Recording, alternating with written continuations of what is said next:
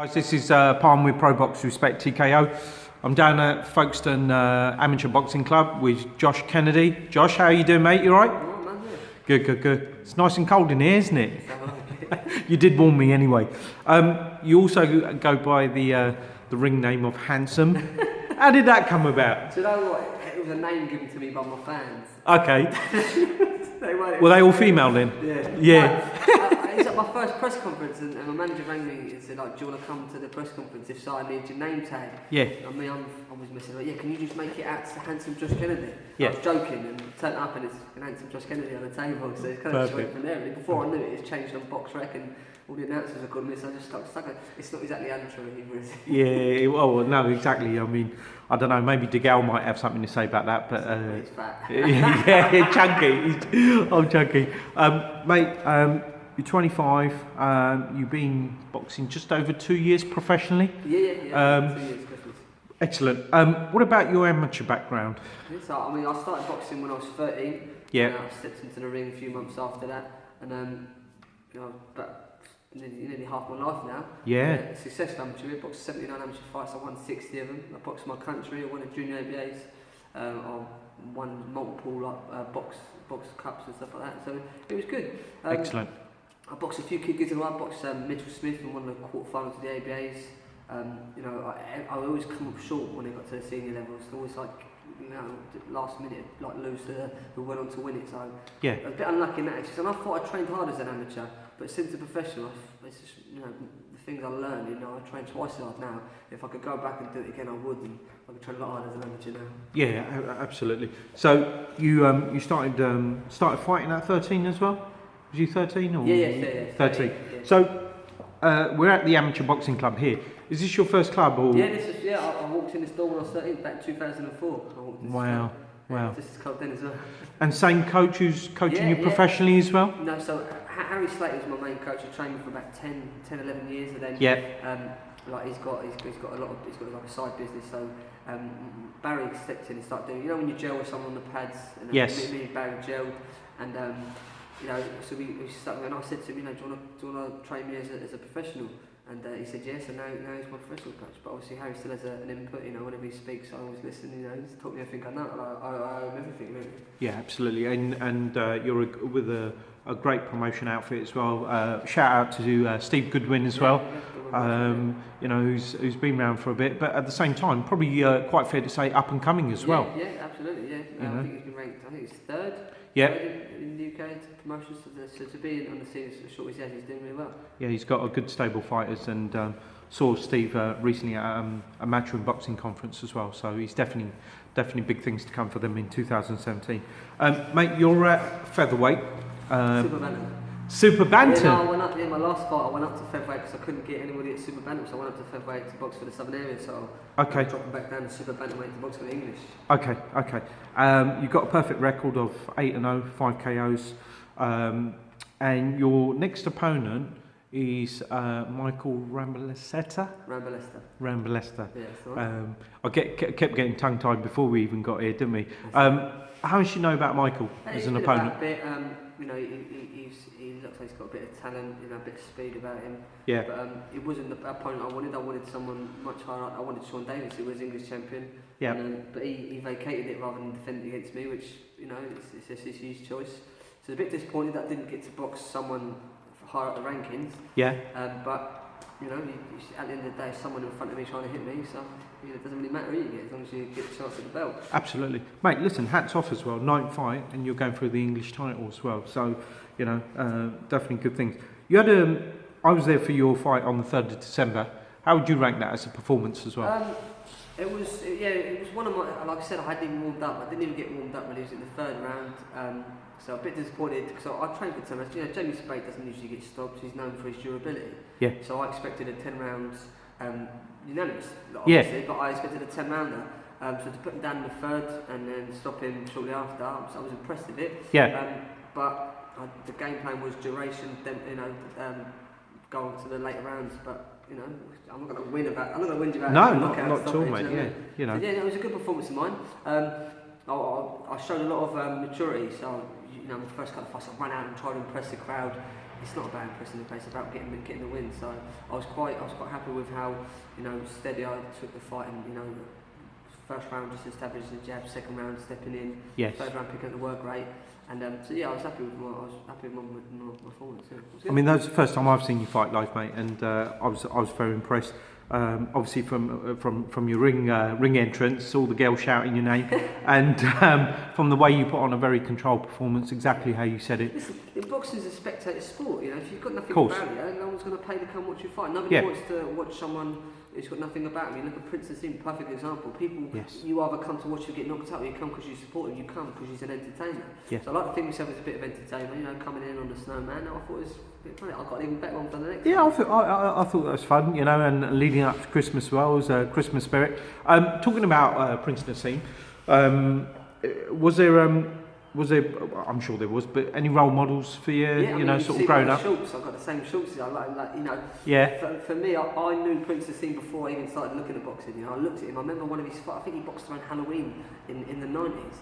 Yeah. And I remember, who's this man coming down with this skirt on and flipping into the ring? I thought, wow. And then when I started boxing, I was like, oh, that's Prince Nassim. And so for me, not his general persona, like some people find him too cocky, he's a bit arrogant. Yes. But you can't take away what he's doing in the ring. He's an entertainer and he's a talented man. So little things I take away from him. Like, you've got to be confident, but you know. So he was definitely one of my sporting idols. Looking up to him, like his ability wise. I like him. Exactly. And to be honest, mate, there's plenty of fighters like that out there, and nothing wrong with a bit of arrogance and cockiness. And let's be honest, mate. You know, when he retired, you know, he's a multi-millionaire, two weight division world champion, Hall of Famer as well. And I've seen a couple of, I think it was doing the Kell Brook and Golovkin fight, and saw his interview. And he seems a lot more mellow now, you know, just chilled out. You haven't got to be a showman anymore, you know what I mean? That's right. Just relax and enjoy yourselves. No doubt he was enjoying himself as a professional, but you haven't got to constantly keep people interested in you. So yeah, of course he's might have been a bit of a persona, but yeah. Yeah, it's a shame actually, because I was a big fan of, still am, big fan of Prince Nassim as well, and I actually feel that he could have achieved a lot more. Oh yeah, but I mean he was a bit lazy in some fights. So, you know, his work rate was not amazing. Obviously, the quality of shots were good, but if you look at his work rate, you never really see him puffing or anything like that. No, he never exerted himself, did he? 50 punches around. Yeah. Is it? I mean, Marco Barrera, mate. Marco Barrera, legend. But I will still say, I think 8 times out of 10, I think Prince Nassim beats him. You know, a dedicated Prince Nassim, I think, beats him. But we won't know now. But yeah. Anyway, listen, getting back to your up-and-coming fight. So, 18th of March, a place that is like a second home to you. You're cool. What's what's the any tactics or what were you thinking? I mean, like I said, when I boxed Jamie Spat, I didn't expect to stop him. Yeah. Like I said, Michael Rambles's only been stopped once back in 2010, so I'm not looking for a stoppage, but I've definitely got the ability and the strength to get a stoppage. But I'm going to go looking for it. I want to impress the crowd, impress the people watching, and if I can get out of the ring without taking a shot, then you know you've done your job right. I don't want to stand in the trade. I'm going to box and make him look ordinary, you know? Yeah, show my class. Yeah, well, you know, listen, you're definitely stepping up because Michael's had probably like ×3 the number of fights you've had. Yeah. So, you know, he's some good, I can't remember Kalifai and he's boxed stuff, but he's gone up to lightweight. 100%, yeah. He's boxed a lot of quality opponents, and like I said, he's only stopped once, so I'm expecting to go, you know, anybody who gets in the ring deserves respect. I'm expecting a fight with a fighter. Yeah. You know? And who himself, just as you mentioned, he's recently become a world champion as well. You know, hats off. You're both, yourself and Michael, under Steve Goodwin, so that would have made things a bit easier, right, to get the fight on and stuff? Yeah, well, like I said, Sean Davis vacated it. I asked for someone quite up in rank as Paul Economides, and he was ranked 10th, and we went to his team and said, do you want to box Josh for the English? And they said, no, we're not interested in that fight at all. So it was a bit gutted. And then, like I said, it was coming to the deadline. Like we didn't have an opponent, and said, well, I've got Michael. He'll take the fight if you want. And I was like, I want someone. Like I said, I've boxed journeyman. I don't want to, you know, as an amateur, I boxed at elite level, boxed international for a few times. I didn't want to go backwards, so I wanted someone quite prestigious, so it would put a name. Of course. Myself. But that didn't happen, and they didn't want. I think we mentioned a few names, Jason Booth, but I don't like. He probably wants too much money because he was former world champion, stuff like that. So I just just took what I could really. You know, once I've got the title, then I can pick someone quite prestigious to defend it against, or move on. Not ideal opponent, but like I said, at the end of the day, as a man in the ring trying to punch me in the head. Exactly. Well, you sort of briefly touched on that, because that's what I was going to ask you next. Obviously, looking ahead, 2017, just into January. You know, you're at super bantamweight. Sort of, what are the sort of names that are sort of, you know, getting like calling out and stuff? You know, after Michael, if you look after Michael, who are you thinking? Sort of the names you're thinking in your head? Well, like I said, I want to move up in the rankings. I don't really look past the next fight, because I've got to get this. I don't really look past this fight. It's a good way. Yeah. The only thing on my mind is I've got English title. Once I've got the English title, no doubt. I mean, I've looked at hundreds of records, and normally after an English title win, people then go on straight to a different belt, like Commonwealth or something like that. So I'm hoping something like that comes up. Yeah. But like I said, I'm not looking past it. I'm not looking past this 10 round first and get the English title, and then I'll go straight back to Steve and see what's next. You know. Yeah, that's good. Good. You mentioned it's a 10 round fight, obviously. Are you? How's your conditioning, your diet, your training going? I was doing, like I said, I already started a couple of weeks ago. I still got 8 weeks to go, and I've done 12 rounds with my coach the other day, and he said, you know, we have to slow down. You have to work on your endurance or something, because you're there. Like you know what I mean? He said, wow. You know, and I was real sharp. And again, this was 12 rounds, man. Yeah. And you know, I was on the ball, and I just thought, so I'm just going to pace myself. I don't want to peak too early, but you know, you can always have better endurance. So I've slowed down with the speed work and going back to endurance, doing a bit more of that, and then pick it up again in a few weeks. But yeah, to be a week away from fighting, I say now, and I've got 8 weeks to go. Yeah, exactly. So I'm happy with my fitness, ever stuff like that. So we're just going to try and find some quality sparring over the next 8 weeks, and then improve my technical abilities. Yeah. Talking about that as well, obviously you've quality sparring. We know you've been in with somebody, a huge name, Carl Frampton recently. Who? Carl Frampton. Yeah. Or should I say the Jackal? You might know by that. I think it was the day before Christmas Eve, and I got a text message from Steve. It's like, you know, I've been on the phone with Baron Grigg, and he wants to know if you can spar Carl Frampton. I was like, well, of course, you know what I mean? Yeah. So I was like, yeah, absolutely. So they said, like, this is a date, we're not going to spar him. And normally people are, are you nervous? And I was like, no. Like, for me, if you get to meet someone that's like the pinnacle in your sport, you're getting excited. I'm in the ring and I'm my coach Barry's like, what's the matter with you? I'm like, man, I'm so excited. Yeah, of course. And to you know, taking away his strength advantage, because he's a strong man. You know, I quite happily held my own. At points, I was frustrated with my movement, you know, because I said I've got a strong amateur background. So at points I was picking them off. So I was happy with my performance, and again, like, to even land one shot on the world champion, like, you're doing all right, aren't you? Yeah. So I come away from that sparring session well happy with myself. I went to do 4 rounds.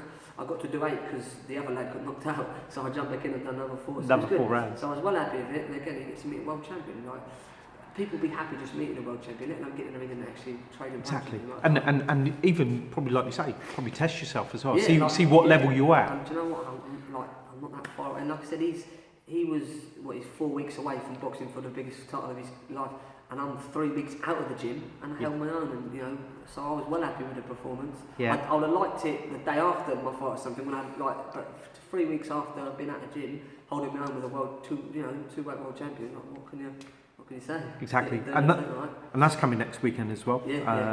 28th of January, rematch versus Santa Cruz. What are you thinking? Well, like I said, I think they got me sparring because I box a little bit like Santa. I'm quite tall, quite rangy.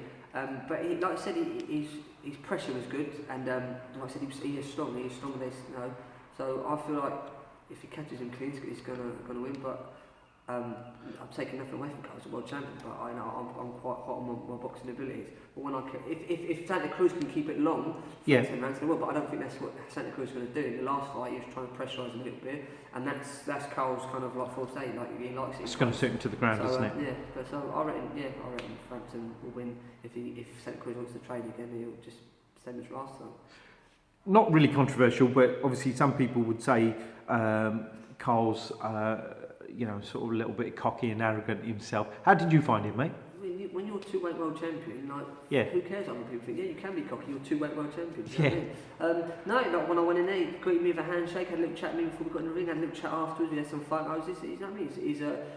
To me, he's a people's champion, he's a nice man. Yeah, of course. And, you know, what only my perception of what I see on media really is, he's not one who's looking for the limelight and anything. He's just a humble guy who wants to do it in the ring.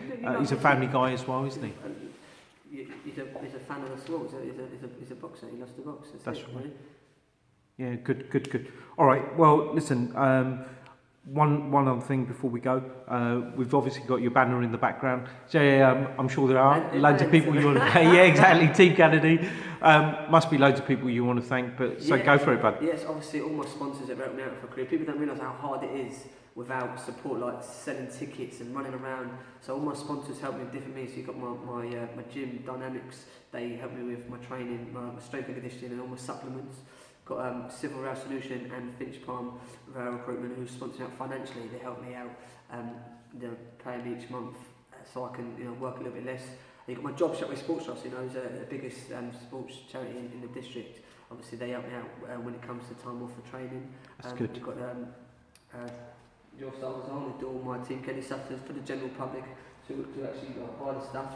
Yeah. And you've got Cross Keys who help the general public get up to my fights, because obviously if I had my way I'd box at least before focusing, but I can't because it's got to be within a certain distance from my hospital. So Cross Keys help me out with a discount with a coach to get my fans to and from the fight. So, and on top of that, all my coaches who help me train and the general public who buy tickets. Like I say, it's a spectator sport. If no one wants to come watch you fight, you ain't earning any money. Right.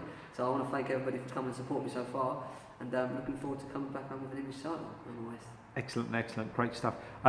Just quickly, obviously, some fans might know, anybody tuning in, best way to get tickets, 18th of March, again, obviously your call. How can they reach out to you, bud? The best place is obviously on my social media pages. At the moment I've got a website, but to get in contact with me, it's just Facebook/Josh Kennedy Boxing. If you just type in Josh Kennedy Boxing on Facebook, they'll find me and I'll get some tickets sent out to them.